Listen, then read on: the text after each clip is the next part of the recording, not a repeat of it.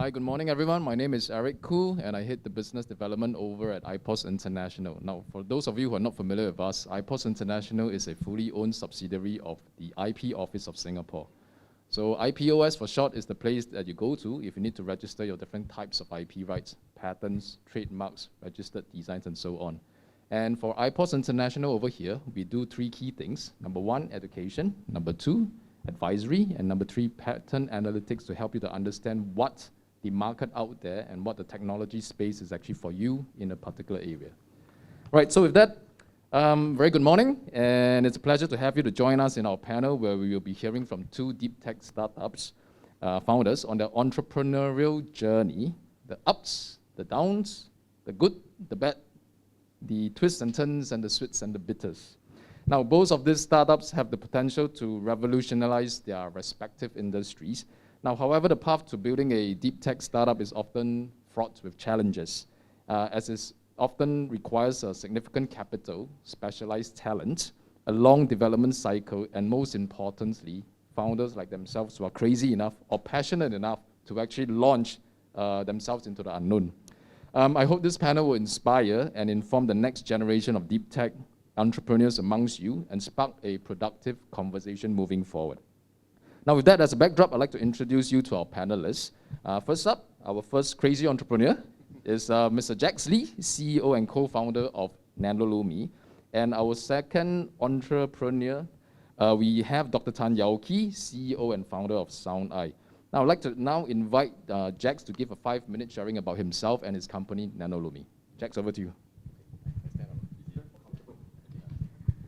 All right. Good morning, everybody. So I'm Jax. I hope I could value add in the next 45 minutes. So let me tell you a little bit about my background as well as what Nanolumi work on. We'll do a very high level one because we don't want to bore you with all the technical details. But I guess there's a lot of engineers here in this room as well as from the live streaming. So a little bit about myself. I'm the CEO and co-founder of Nanolumi. Have always been in the startup world since I graduated. So NUS Chemistry, I did the NOC program in Silicon Valley, caught the bug and of nanotechnology. And since then, the rest is history. I've always been in nanotech. So I have more than 15 years of experience in advanced materials startup. So first off, when I freshly graduated from NUS, I set up a greenfield photovoltaic thin film PV manufacturing in Singapore as well as in China. I've also worked in a nanomaterials transparent conductors, like electrically conductive materials startup that has raised $100 million, greater than 100 patents, formed a joint venture with Foxconn, and had to go through liquidation, and I revived it. And I also started 3 companies, sort of shut down one, sold one, and now growing one, which is Nanolumi. So these are the companies. And when I'm not too busy with my 3 young kids, I used to help with a little bit of mentoring on programs that help engineers go through a kind of a 10-week validation program called a Lean Launchpad program to really find product market fit and test their technology. So I was mentor for a perovskite display that subsequently spin off as Nanolumi, a consultancy for a lot of 2D materials, batteries, sustainability technology, sensors, as well as looking at ammonia as a source for hydrogen fuel cell, and also a company that works on silver nanocubes and plasmonic back then that subsequently became a very interesting company called Silver Factory Technology, that developed a non-invasive breath testing for COVID-19 during, it feels like a long time ago, COVID-19. So a little bit about the journey. So this was when the Lean Launchpad started. So that's me with the 3 scientists that was working on it. 2 of them became a co-founder of Nanolumi. Apologies. Let me, oops. Okay, yeah. This was what NUS have. So I just want to show this because university technology are all very raw. Maybe we'll talk about it a little bit later. They are not suitable for sampling, they're not suitable for selling. So that was when I was mentoring the group. And today, Nanolumi has gone a long way. We are an advanced luminescence material company working on integrative solution based on nano and molecular materials. So we work on cutting-edge chemistry. This is our team members. There's no models here. These are all Nanolumi team members in their slice of life, but not usually so glam up every day. So this is, we want Asian faces. We want Asian faces because it's very difficult to get stock photos for Asian faces in lab coats. So we make materials that create, detect, manipulate light. We work on 3 areas: product authentication, displays, and advanced imaging. We are a small team, about 13 employees, and based here in Singapore with a strong IP mix. This is our journey. We were at the nest, which is NUS. We try to stay there as long as possible because we don't have to pay rent. So that was where we started. And then after that, due to COVID, we are forced to move into our office to keep the productivity going. That was very tough times. And since then, late last year, we moved into the neighborhood of One North. So we have a very nice facility right now that we like a lot around this area. So as a company, we work on these 4 areas in terms of verticals. So it's a bit more unique. Most startups work on one technology, one vertical. But we are building a lot of core competency so that we can do a lot of things by cross-pollinating and being very highly cross-disciplinary. This is our portfolio. We have multi-layers of competencies that we have built, from inorganic nanomaterials to organic nanomaterials, and also formulations and contract manufacturing. So being a Singapore-based company, we also embrace the innovation ecosystem heavily. Just now, Lucian had a chart of like the 5 pillars. I have one that is something like that, but more applicable to Nanolumi. So we have ongoing research collaboration with NUS to have very strong pipeline innovation. We have A-Star collaboration for pipeline of innovation and talent support, like T-UP programs. We work with SP to host students, final year project, capstone project as executional talents on the ground. And we have been hosting a lot of students from chemistry, material science, engineering, and some of them has converted to full-time, about 25%. So I think that's quite a good conversion rate. Okay, I think I'm out of my 5 minutes, but very quickly, first vertical that we do is Raya. We've been tagging a ton of products, 1 billion a year, 500 tons of plastic yearly, and we aim to tag 10 billion liters of fuel yearly. So this is a full-fledged solution using specialized markers as well as a solution, a detector that we develop, and a software and an app. Okay. Oops, a bit clunky. Does it move? Okay. It moves. Okay. So next, we also supply materials for display. We have the narrowest green emitter in the world. So this allows us to achieve very high color gamut. We also have materials that are patentable, that is placed on micro LEDs, so the AR, VR of the world, to enable very good color conversion. We also have a philosophy of extending silicon visibility, where it is on 400 to 1000 nanometers. So we have materials that converge to what silicon can see. Happy to talk more about that. So they have deep implications from medical technologies to semiconductor manufacturing, where you see deep UV and extreme UV, as well as autonomous applications where you need NIR for LiDARs of the world and proximity. Most recently, late last year, we acquired another startup that was working on bioprobes. It's called Luminicell. So this is very interesting because we have organic capabilities now on the probes, as well as a ability to wrap lipids around those probes. So this is very interesting because all of us have mRNA vaccine in us, I guess. So it's wrapped with lipids. So we don't deliver drugs, but we wrap it with lumophores. That's us. Thank you.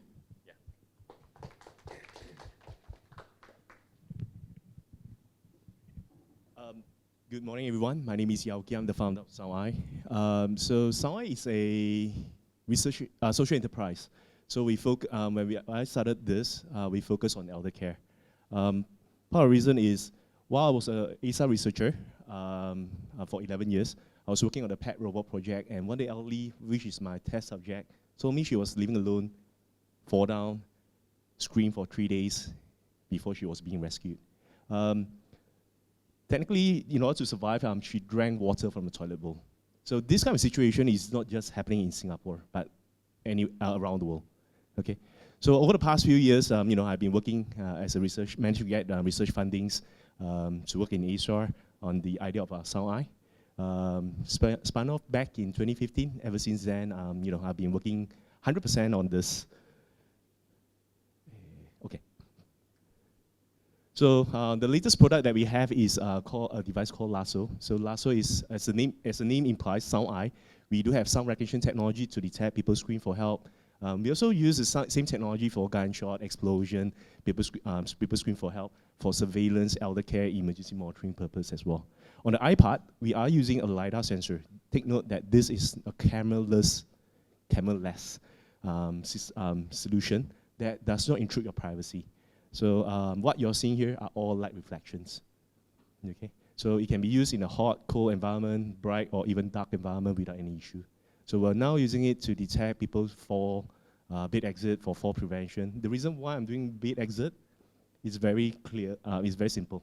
My mother-in-law fell in the hospital after a colon cancer operation.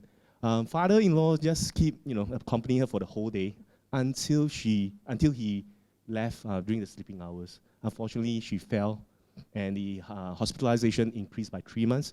She has to undergo therapy, another operation, etc. I think money is not a big issue. It's about her suffering in the hospital for the next 3 months, and my father-in-law keep visiting her for the 3 months as well. So I guess that's the reason. Hey, I thought, why not, instead of fall detection, let's prevent the fall by doing the bed exit as well. Okay. So over the past few years, SoundEye as a social enterprise, we focus on delivering good products that can improve the quality of life for our society.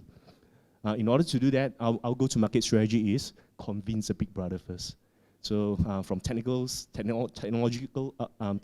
aspect, IMDA, we accredited our technology, able to achieve a high performance, high accuracy. We are the trusted vendor for the National Council of Social Services. So our customers include orphanage, boys' home, girls' home, home for the SU, home for the mental impairments, and the list goes on. Okay. Elder care. We are under the green name of AIC, Agency of Integrated Care. In other words, if nursing home want to purchase our solution, we can bypass the tender. Nursing home also receive up to 80% subsidy. Why not? Make the solution even more affordable. IES, sorry for the logo there. IES, so IES, if you recall, they are being cyber hacked for a few times over the past few years. Hence, cybersecurity is very, very important, especially in the hospital setting as well. Hence, we spent about 6 to 8 months just to comply to their cybersecurity compliancy. Now we are able to sell to hospital quite freely in a certain way. The last one is, I started off, the main idea why I started off SoundEye is really to look into the aging in place. But it took me so many years and the ecosystem to change in order for me to get back into that. So HDB, during the pandemic, I can't access the HDB portion. Hence, we're pretty lucky that we are the one of a few selected vendor that's prioritized for the Queenstown Assisted Living project that's going to happen in the next few years. Okay, so thanks to all this recognition, CGH bought our staff for the community care facility for Singapore Expo Hall 9 and 10. I would like to direct you to the upper right corner. My sensor is looking at the urinal section. Normally, camera can't do that. I can because I am not using any cameras. We do detect a few falls as well as people screaming inside the cubicle. Sound is good because the sound does not require line of sight. If I fall down behind that chair, I still scream. I can't see, but I still can hear. Okay. Next, we have private hospital. Next, private nursing home. Here we also collaborate with MNCs as well. In fact, Canon is my competitor. They do have surveillance camera that can detect falls as well, but they can't do it inside the washroom or any place that requires certain privacy as well. Hence, we collaborated and we deployed to the daycare center. So good news coming soon. So beyond elder care and healthcare, we try to expand to other domains. For example, workplace safety, surveillance, etc. as well. Just to showcase, for the aging in place, after so many years of trying, banging the wall with HDB, etc., we finally managed to do it. This is the result of the real-world deployment. Take note, real-world deployment is very different from your lab setting. You have clothes, you have chairs, you have wheelchairs, you have junks around. So this is very, very challenging. But over the past few years, we collect enough data, we managed to, somehow achieve some breakthrough. So right now, Tampines and Mei Ling Street of our line befrienders, they are being monitored by us. Okay, so I guess that's all about SoundEye. I'll leave more to the panel discussion later. Thank you, everyone. All right, thank you so much, Jax and Yeow for their introductions. It's interesting to note that one company focuses on light, the other one actually says that I don't need to use light for my products. So we do have two different deep tech startups that are coming from a very different technology point of view. So I think to kickstart this panel, I just wanted to understand a bit more about the founders themselves, right? So I know, Yeow, you mentioned that you were kind of like inspired to start a company because of a incident where you actually saw an elderly fall and had to go and drink water out of the toilet bowl for 3 days. Very unfortunate incident. But we could have actually found out more about are there other types of products out there or implementations that could actually help this? But why did you actually take the step to go out and go and start your own company? And I think that same question also applies to Jax as well. It's like, what made you take that entrepreneurial step? Yeah, Yeow first. So I think Jax mentioned about lean startup. So for any projects or any ideas that you have, it is good to find a product market fit first before you do anything further. Hence, lean startup methodology. I did attend the course while as a researcher. So what we did is we draw a piece of thing, the idea on a piece of paper, a minimum viable product, let's call that. Then show it to the public, to see whether there's this working. Ask people that is there any other products that's available in the market, just to try to get all these inputs. Tentatively, what we understand is the pool court. The problem with the pool court is there is a lot of a crying wolf situation. I think in the HDB setting, accidentally press it, people will go up to the HDB unit to check what's happening, but it's a false alarm. So from the void deck, walking up to the HDB, I think the public and even the the social welfare organization staff is getting tired, so they start to ignore all this. Hence, I guess the reason why we use LiDAR sensor, not wearables or anything else, it is purely out of operation reasons. Okay, real world operations. If I can detect a fall or people scream for help, I send you the video clip and the audio clip. You can just verify using your mobile app. You don't have to run all the way to the HDB unit. I can save so much overhead logistic. So I guess HDB finally realized that the emergency pool court is low cost, yes, but it's is introducing a lot of logistic overheads. I think all the welfare organizations at the void deck is making this statement as well. I guess that's the reason why we try to think of the box. Why use sound? Why use LiDAR? There are reasons for that. Okay. And Jax? Yeah. Okay.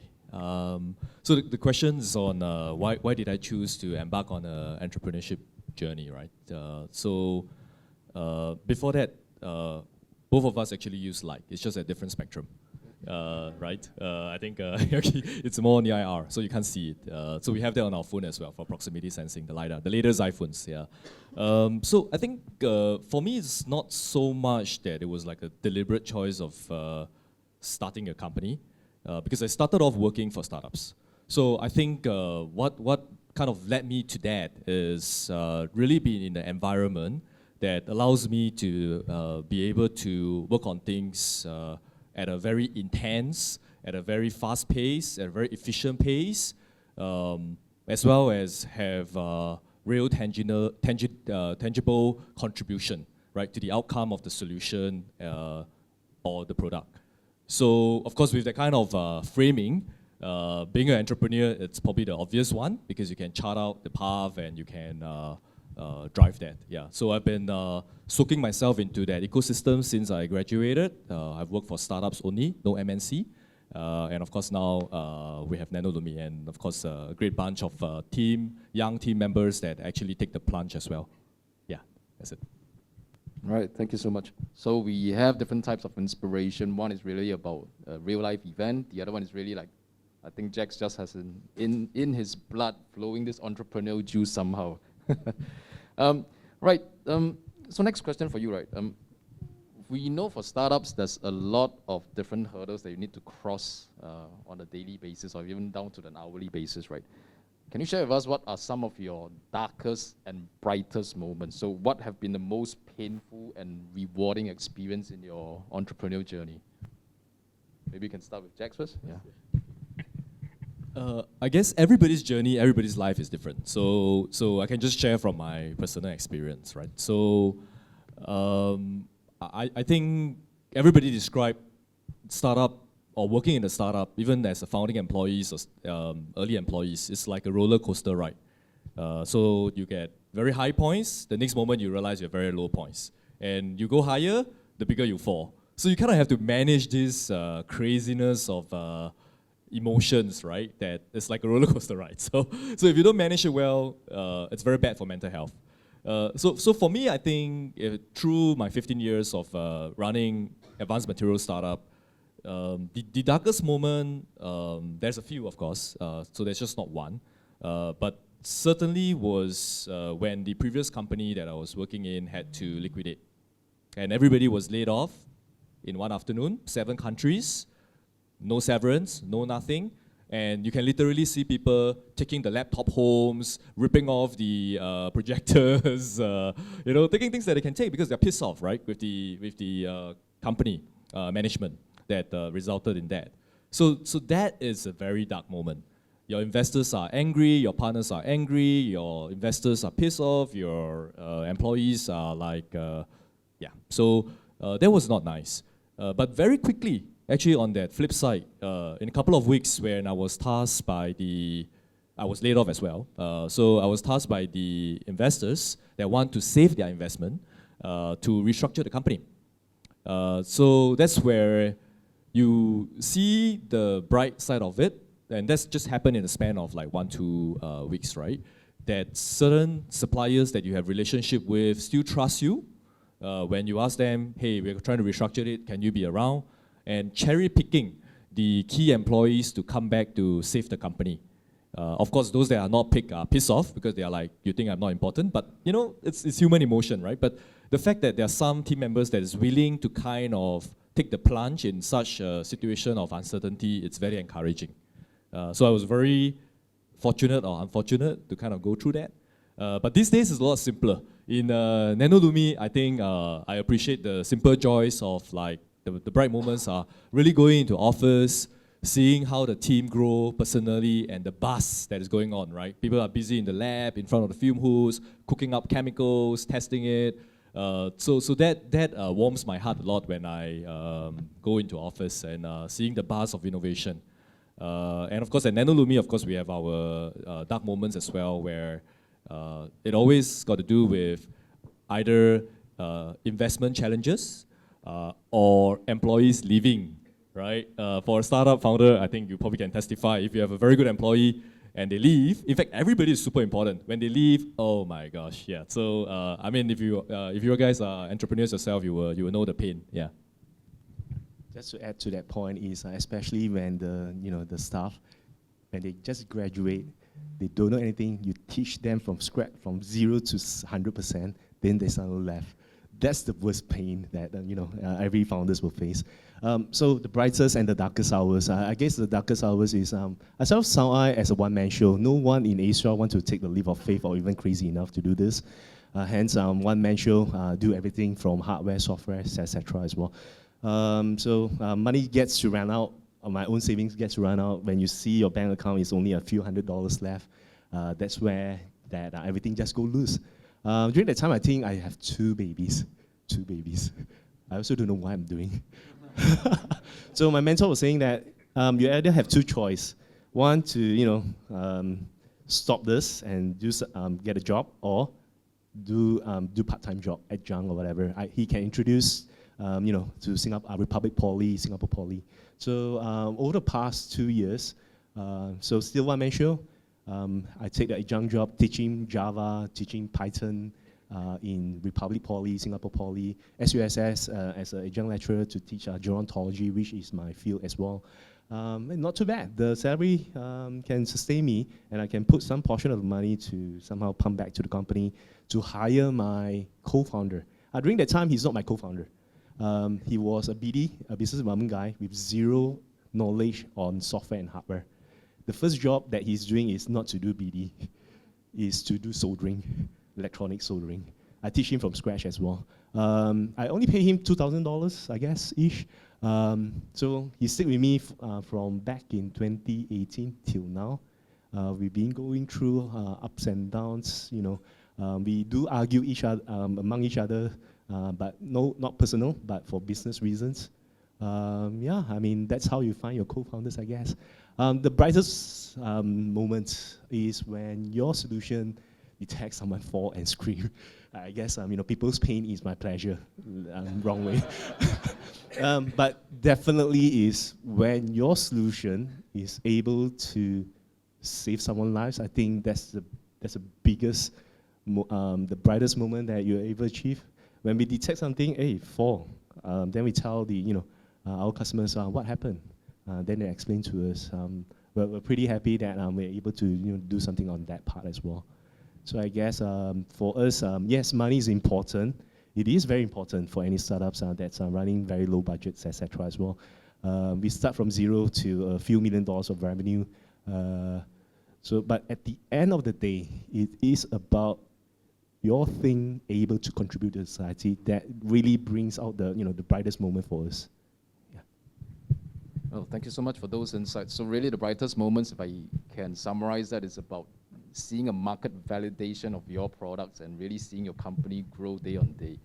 And the dark parts will be, of course, the lack of money. I think that's a perennial question or problem for all startups. And interestingly, about manpower as well. So onto manpower itself, right? You are always looking for certain type or genre of people to join your company. Is there a specific kind of trait that you look out for? So like, Yeow, you talk about your BD guy actually doing soldering for you. Is that like a prerequisite nowadays for anyone to join you? He must know soldering, for example. I think Singapore is a very challenging country in order to get good talent. MNC's company is here, taking all the good guys. Who wants to stay in a startup? Resume looks nicer when you have Google, Facebook, or IBM inside there. Hence, money. If the person is looking for money, I guess they won't choose you first of all. Hence, you won't get those people. I think the people that we're looking at is willing to learn. If I can't get the best talent, I might as well get those guys who have little talent, but do have a mindset of willing to learn, which I can train from scratch to something that can benefit the company. Yes, it will take some time. Beggars can't be choosy anyway. But at the end of the day, if that person see the value of, hey, someone has teach me doing all this, I might as well stay there for another few more years. Why not, I guess. I can't outcompete. I can't compete with MNCs or even A-Star or whoever on the salary part, but I can give them the mission. I can give them that, the space for them to grow. I think that's the only way how startup can retain the staff to a certain degree. By all means, you can give, ESOP, whatever, but at the end of the day, I think you still need to make sure that they're happy to work with you. ESOP, if you give too much, investors will make more noise. It will affect your next investment as well. I guess, just treat everyone with respect. When shit falls, keep calm, keep breathing.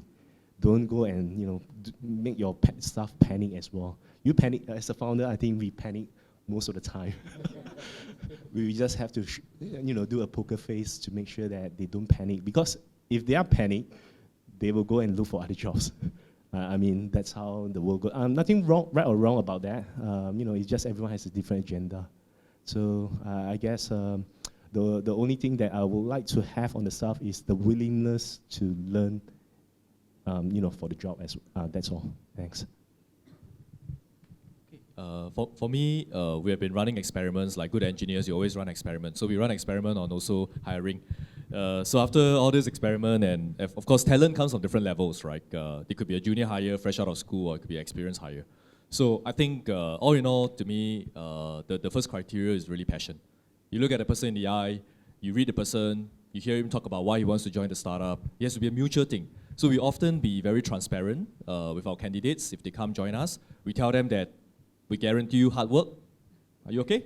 You okay? Then you join us, right? So I think passion is super important because the startup journey is so tough. If you don't have passion, it just burns out.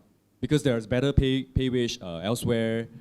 You see your friends advancing their career, they're doing less work. Why do I need to OT every day? So passion is extremely important if for talent to at whatever level, even at senior level, right? They could be sick and tired of corporate jobs and they have very good experience, but they like the vision of the company. They join with passion. So that's number one. And on that, as a company, you got to keep that going. You need to nurse passion, just like a marriage, right? you gotta fuel it, yeah? The second is actually, to me, the key attribute is integrity. I think it's a very small team that you trust a lot of things on every single team member, just like you trust your BD guy with soldering and probably he has no experience. So you got to trust that he's soldering at the right spot, right? So I think, but probably not that, but that's more on skills, but more of like the mindset, right? The integrity of that individual. So to me, that's very important because you don't want to be working with someone that you have to always second guess and worry about. Yeah, so that's the two attributes. All right, thank you very much. So if you are looking for employment within these two companies, then you need to be a passionate learner who has got integrity at the same time. So three key attributes that both Yeow as well as Jax are looking for. Just wanted to talk a bit more about your funding journey itself, right? So who were your first investors and how did you convince them to actually come on board? Maybe I can start with Jax first.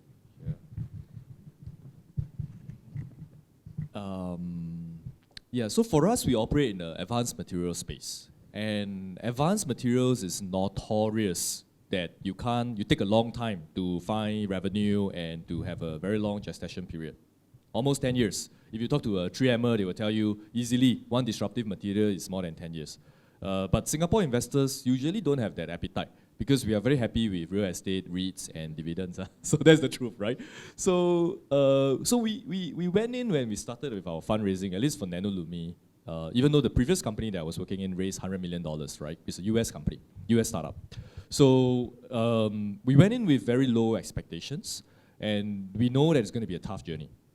So for us, when we raise funds as founders, you are selling a part of your company to someone that you want to trust, that can go with you the whole way, can support you the whole way, with all the ups and downs. And similarly, the person that would invest in you, it's probably not your numbers, not your projections, etc., etc. It boils down to trust, right? At least for very early stage startup. Do I trust the person? Because the math is always very straightforward. There's a certain amount of equity that one would want if they put in a certain amount of money, right? So ultimately, I think it boils down to trust on both sides. So how do you build trust? Just like all good salesmen, you're selling a part of your company, you need to build that trust. So I think it's a more psychological thing after looking at a lot of fundraising. I know people want to have a menu or something, but it's really salesmanship. It's really trust. Of course, you have to back up with the numbers and all, right? That is a prerequisite. But to close the deal, it's about trust. So I think we were very fortunate. We have, I would say, super angels that kind of supported us at the start of the journey and still supporting us. And most recently, we have SG Innovate that also supported us late last year and some incoming VCs. Yeah. So, but my philosophy is always do a sustainable business so that you don't need so much funding. So we prioritize revenue a lot at the early stage, despite being a disruptive material startup, to get recurring revenue early with lower technical risk product, so that we can be able to stretch our runway as long as possible and raise money with the head held high. Yeah. So my angel investor, anyone from NUS Enterprise here? Okay, never mind. So I was an ASA researcher. I won the competition, Modern Aging, so that comes with the prize money. So I just happily received the money, and then NUS Enterprise, who is the co-organizer that sponsored the prize money, was telling me, here's the document. When I look at the document, it's a term sheet. It is not the prize money, it is an investment to a certain degree. So the prize money, I think they left out the investment part on that competition. So I took some $25,000 during that time. Just set up a SoundEye by myself. Worked on that for 2 years. Then a corporate from Japan took notice of our sales revenue and our ideas as well. Because no one is using sound for elder care or even surveillance. So I guess we are the forefront for that during that time. So the Japanese corporate invested about $700,000. So we use the money, and after that, pandemic strikes. So all the plans are related to overseas market expansion, together with that Japanese corporate, all has been foiled. Hence, we have to re-strategize during that time. Nursing home is out of bounds, if you recall. Pandemic, you can't go inside there. So we lose a big chunk of business there. So we try to, I wouldn't say pivot, it's more towards expanding. Our use case from elder care, the technology is used for elder care.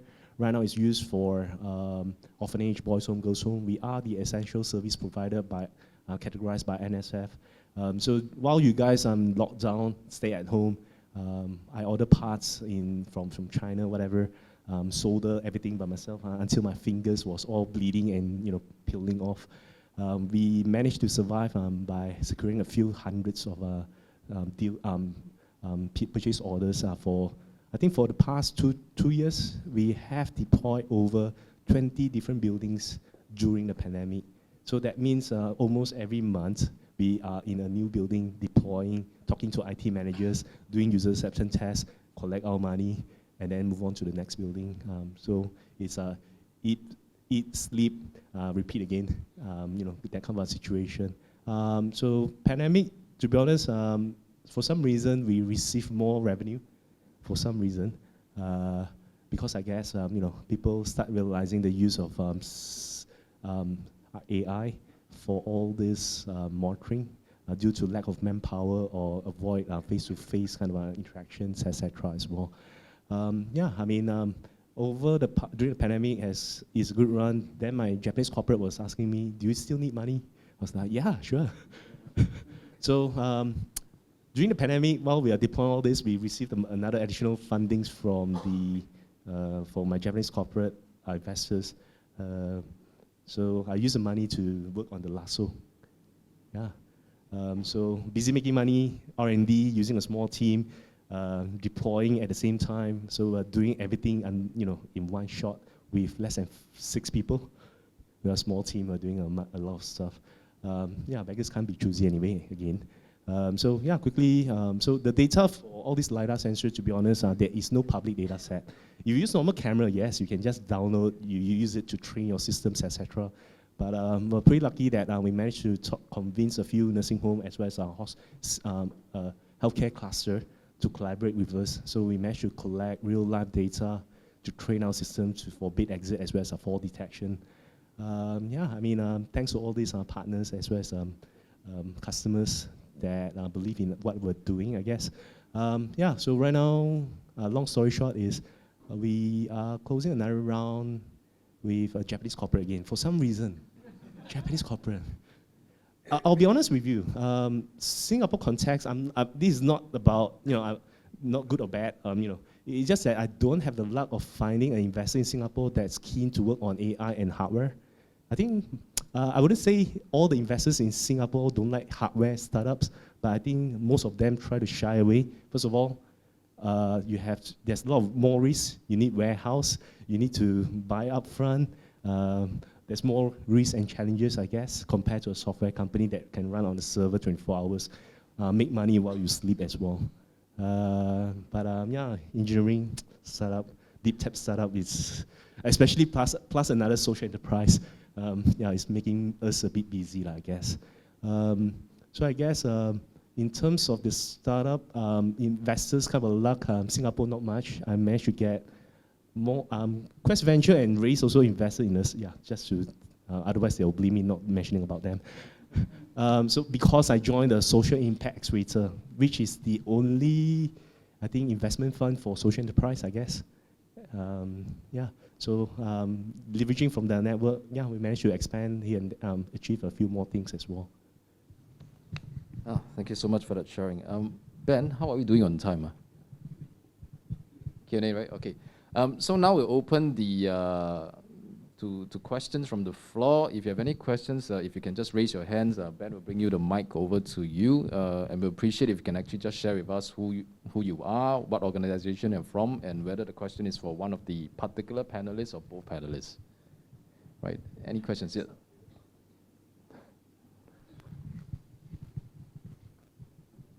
This is addressed to Jax. You raised two issues which are interesting. One is integrity of the team, people you hire. And the second one is trust in relation to potential investors in the converse. On the first one, I could not more agree with you. I think it's a good point. The second one, if you are a startup and you are not as lucky as you are in finding a super angel, and you're hungry and starving, how could you be sure that the angel or the person, the party, investing in you could be one you can trust? I mean, you are hungry and starving.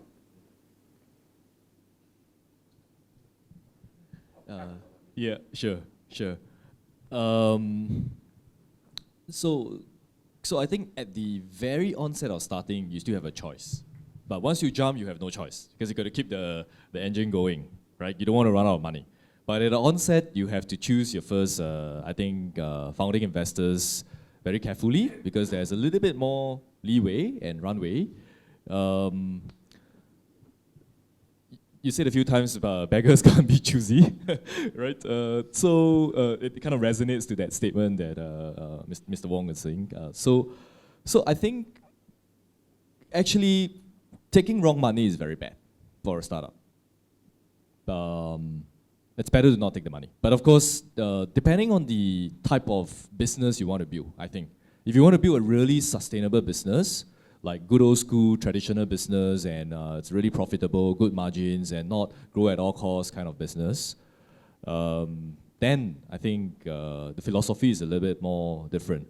But if we look at a lot of startups that is in Silicon Valley that they want to go hyper growth, fake it before you make it. So actually there's some level of falsification of what the technology can potentially provide. I mean, we have examples of the Renos that got many powerful people food. So that's the integrity, right? Eventually, the musical chair will stop. At least that's my philosophy. So you have to start off with the right mindset. The musical chair will stop in the end, right? So, of course, when you're desperate, that's where you have very little choice. So don't get there. Try to avoid getting there. Yeah, and choose the best option if you are really desperate and you still want to close your money and keep going, right? So I think it's contextual. It's probably not a one scenario or the other. Yeah. Anyone else? Yeow, a question. You say that you spend more time on social enterprise. So why do you use social enterprise as a business platform? So I guess that's the mission that I would like to keep within the company because if we just run around without a mission, we'll lose track of what we want to achieve, and the staff also don't know what to work on as well. So I guess that's one part of the reason why we are developing all these technologies. Just to keep us at a single target. How we do it, I would say. So we do have different pricing. B2B, we sell to customers regardless whether they are agencies or private companies or etc. We also have another pricing for elderly who's living alone package as well. So for the B2B, we sell at a higher price, but for the elderly who's living alone, regardless whether welfare organization buy it, the next of kin buy it, or even the agency buy it, we are trying to sell at $1 to $3 per day per device, because we know that they're not able to afford all this. So how do I create a sustainable kind of ecosystem here is whatever B2B revenue that I generate, it can also help me on the B2 on the aging in place. Aging in place will never make money one, but I do see the context of if I deploy more sensors out there, the more data that I collect, the better the algorithm becomes. Hence, it's not a free money to give them. I'm also receiving data from the real world. For AI company, data is the most important thing. I think over the past few years, we have collected so many people screaming, people falling, or even all these false alarms. We do see the improvements of the technology. So whatever the technology from the B2B, we will pass it to the aging in place. Whatever that we able to develop from the aging in place, we'll pass it to the B2B. Hence, when people hear about that, hey, Yeow, you're doing, so my money is spent like that. Okay, I'll give you the business. Why not, I guess? Hence, I guess this is a bit tricky business. Most of the investors might think that why I'm doing all this.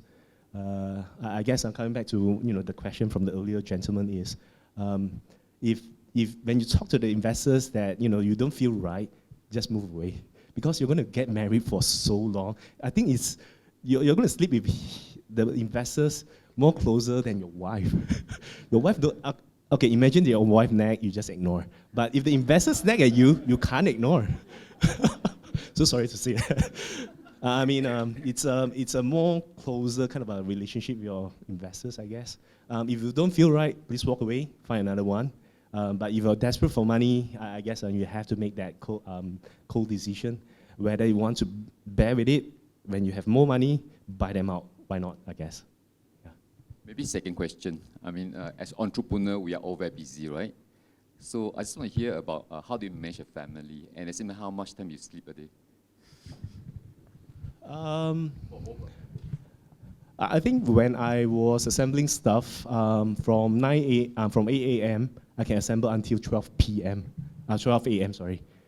It's a non-stop because we have to assemble. It's a one-man show, by the way. I asked all my staff to go home, do their software. I myself do all the soldering in the office. So we have a few hundreds of orders, and there's so many steps that we have to do it. Mental health. Do you have mental? Do you take care of your mental health? Watch Netflix, sleep more. I guess I still sleep. I try to get 6 hours or 7 hours sleep. Make more babies? No, babies enough already. So I guess it's really because you also don't want to burden your wife with all your mental health issues, I guess. Everything, there's so many things happening with kids, etc. I think for men, we do keep everything in our, by ourselves. We just have to, keep moving on, and then hopefully we can find a solution to it. So just keep breathing, I guess. That's the only way. Because if you're too agitated, you forget breathing, everything just go haywire as well. For me, I'll just add on to that. While I founded Nanolumi for the last 4 or 5 years, I actually had 3 kids. So they are 4, 2, and 9 months. So stress can make you have a lot of babies. So be careful. so I think aside to that, it's every individual is different. I always, when entrepreneurs ask me, hey, should I start up a company and things like that, I'll tell them, are you ready to dedicate at least 5 years of your life? If the answer is no, then forget it. You're not ready, right? If you're ready to dedicate 5 years of your life and see through it, of course, that's just more of a commitment. Doesn't mean you will see until the 5 years mark, right? If you ran out of money. But if you're not able to dedicate that kind of time, then that kind of commitment is likely going to fail, right? But then, how do you make that judgment call, right? To me, like I said, everybody is different. It's a bit about awareness. You really need to know where is you have to have a lot of self-awareness. You need to know where is your limit of personal sacrifice that you're willing to take. I like my sleep a lot. I still sleep a lot because I have to operate in the day. The more you know about the limit of your personal sacrifice that you can take, and as well as removing this personal sacrifice as things that you got to give up, the better you will operate as an entrepreneur.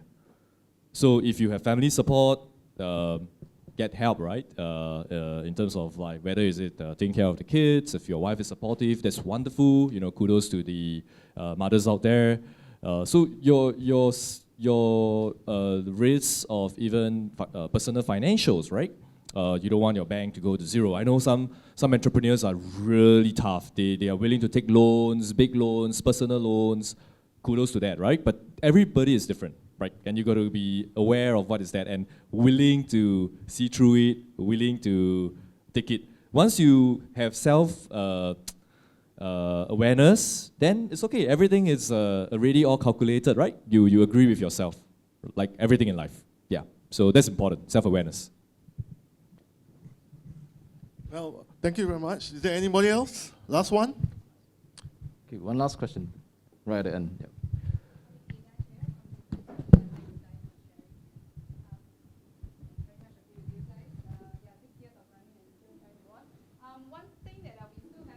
One thing that we still are struggling with or trying to find a good way is how do you assess people for culture fit? You know, we have had people come in very skilled, but you can't seem to fit in, or they think that I came from a big MNC and they try to boss everybody around and people don't like him or her, you know. Yeah, how do you find a good fit? Because when you interview them, everything also okay, everything is fine, everything is so sweet and dandy. Yeah, thanks. Still trying to figure out as well. Running experiments. If I can figure it out, I will run a HR agency, not an advanced material startup. Yeah. But I think the philosophy is like eggs, right? You never know whether the egg is good or bad until you crack it open. Really difficult. You can be the best interviewer. You can go through everything. We even tried things like, hey, because we make chemicals, right? Why don't we put them in a trial? Like if you want to hire a kitchen assistant, you put him in the kitchen and cook out some things, right? So we even toy with the concept of, why don't we put them in front of the fume hoods and get them to cook out some chemicals? And then let them work with our team members and see how they actually interact. But this is very high touch point, right? When you do that, it's like you got to commit a lot of time, right? Do you want to do that? So for certain hires, we actually try to we crack them open. That's the best way to test it. I think there's no magic bullet to like ask certain questions and ask them what is the shortest distance from the center of the earth to draw one triangle, that kind of stuff, right? So it's very difficult, right? You can test for intelligence, but very difficult to test for personality, and because people can hide and they are different when they're stressed. So I guess the best way, and they will change, right? So I guess the best way is put them to the test, put them to the heat, put their feet to the fire. Yeah. Quick comment. Yeah. One way is to spy on their social media, social activities. Because I found that I have an employee who volunteered a weekend, almost every weekend, to do charity work. So like, wow, I have to hire this person. She's fun.